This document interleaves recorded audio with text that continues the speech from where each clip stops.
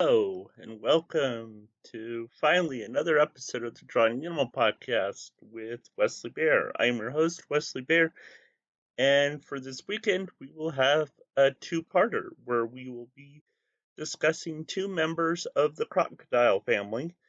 And today, we will be discussing the Philippine crocodile. The Philippine crocodile is a crocodile that is brown with black markings and about 10 feet in length. The most unusual, unfortunate thing about this crocodile is that it is about the rarest croc in the world, with about only 100 of these crocodilians left in the wild, and there is only a small number of captive crocs, though there has been some breeding success. But indeed, this is the rarest croc in the world, found only in a few key islands in the Philippines. So, the Philippines, if you don't know, are a group of islands in East Asia off the coast of China, kind of southeast. So, if you go southeast or kind of, but not too far southeast, you'll hit into a large group of islands that are the Philippines. And there's a huge number of islands. I think there's tens, if maybe not 50 islands. I'm trying to remember exactly how many. But of those islands, only about 4 to 5 of those islands hold Philippine crocodiles. Their numbers have been greatly reduced thanks to habitat loss and hunting, unfortunately. Um, Uh, the three main islands, if I can get them pronounced correctly, are Luzon, Mindoa, and Dapuri. So those are the three main key islands in which Philippine crocs are still found. Um, some other basic stuff is that, again, being 10 feet, they are not the largest of the crocodilians, nor are they even of larger than actually even quite a few of the gator species as well. Even the black caiman, which we'll be discussing next time, is much bigger than the Philippine croc, which may also be in part to their easy hunting, as they are nowhere near as dangerous or as impressive as some of their other crocodile relatives. The Philippine croc has about 30 eggs in a batch, which they will start breeding in January, and then a couple months later, they'll start having eggs, and those 30 eggs will hatch within about 80 days.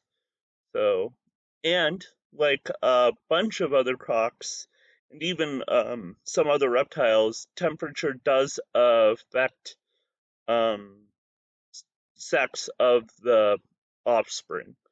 So this is true of some species. They don't fully, I cannot fully understand it, but at certain temperatures, at certain times of day, it will affect the growth of that offspring in the egg to such a degree it will actually affect the genetics to where we have effectively a male sex at one temperature and then a female sex at another. Um, and that can vary a bit within crocodile species. Um, for this, I'm not exactly sure, in part because, of course, this is still a species that's still being studied, and that information is probably a little iffy and still trying to figure out where and how to hatch Philippine crocs is still much uh, studied and discussed, and there's probably all sorts of stuff they're trying to do to effectively get eggs at a certain temperature so they don't overbreed, females to males, so they have a varied genetic population. Other things, the Philippine croc is mostly known for eating fish and frogs, though it will sometimes eat larger stuff like some deer and pig.